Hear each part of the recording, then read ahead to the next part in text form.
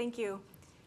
It's wonderful to be here with all of you brilliant scientists and all the learners in this room, from the little ones, but really we're all lifelong learners at CNLM, and I really love watching people experience the joy of discovery and helping people to learn about their brains. And so my motivation for science comes from just a simple love of learning. So my main question is about what is it that helps us to learn and to remember things. So in the lab, I study mice, and I study mice because researchers have developed a line of mice in which we can literally see neurons in their brains light up as they become active. And so we can really study the learning of these mice by looking inside their brains. The one challenge we face is that we need to hold their heads immobile under a microscope in order to see all those tiny little neurons.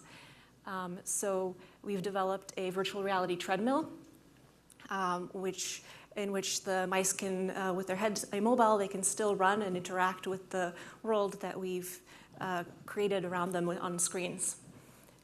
And so we present the mice with a series of landmarks, and they run past the landmarks, and we look at the neurons in various parts of the brain lighting up as they approach certain landmarks, or even as they're anticipating getting to a landmark. And then we play little tricks on them, like we shuffle the landmarks. So on each trial, the animal sees the same landmarks, but in a completely different order.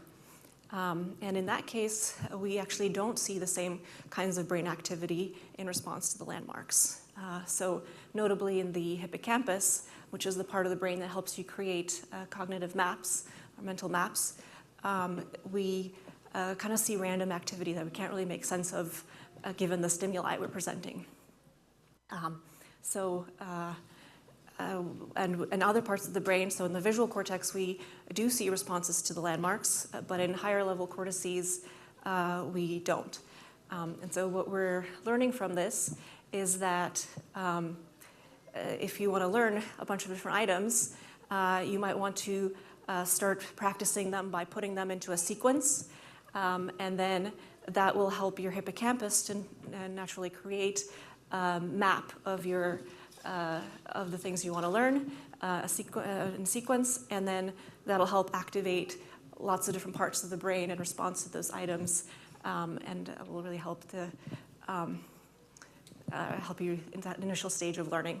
Yeah, with that, I'd like to thank my lab for allowing me to do this exciting research, and the wonderful community here at the CNLM that helps to connect me with all the learners in the community. So.